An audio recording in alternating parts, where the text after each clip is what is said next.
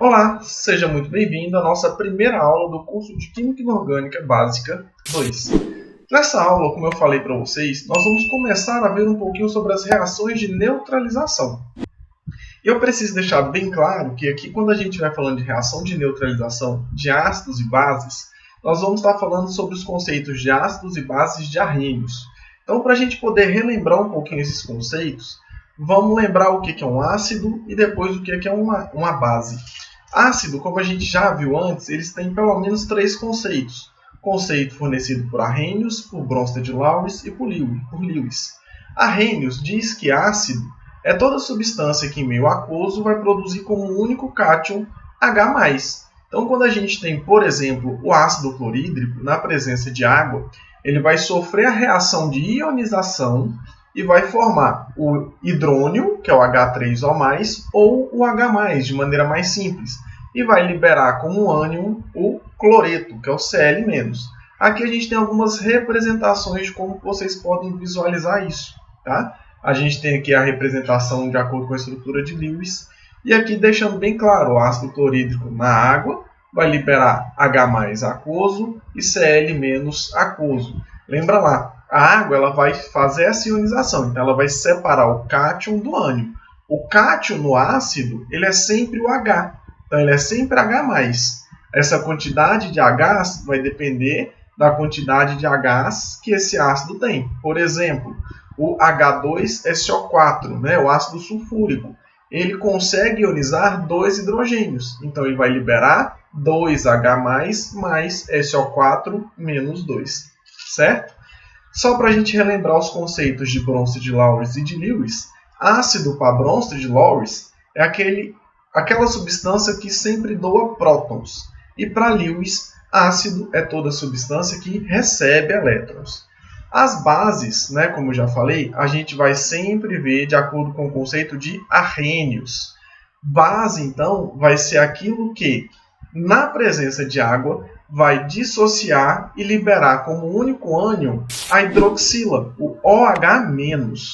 Então, vamos recapitular.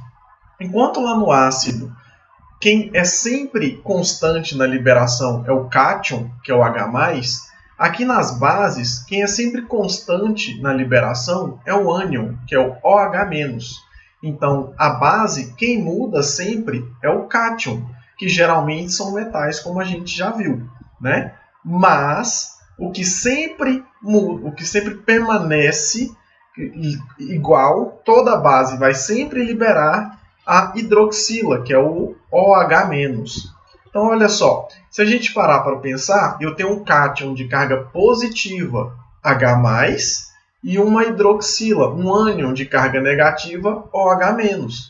Como a gente sabe, aquilo que tem cargas opostas, elas vão se atrair para formar uma reação de neutralização. Então, olha só, eu tenho a hidroxila, que é negativa, e eu tenho o hidrogênio, né? O H+, que é positivo. Eles vão se atrair para poder formar a água. Então, na reação de neutralização, a gente sempre tem formação de água, tá bom? E aí, olha só, é bom a gente lembrar que também lá no ácido eu tenho um ânion, que é o que está sempre variando, e na minha base eu tenho sempre um cátion, que é o que está sempre variando. A gente já viu que o hidrogênio do ácido e a hidroxila da base formam a água, certo? Então, o ânion do ácido vai se unir com o cátion da base para formar uma outra substância. Então, olha só, a gente vai ter aqui o que a gente chama de reação de dupla troca.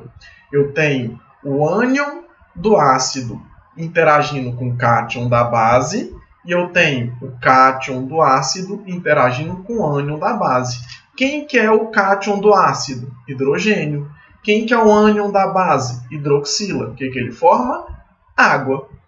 O cátion da base vai interagir com o ânion do ácido para formar essa outra substância. Tá certo?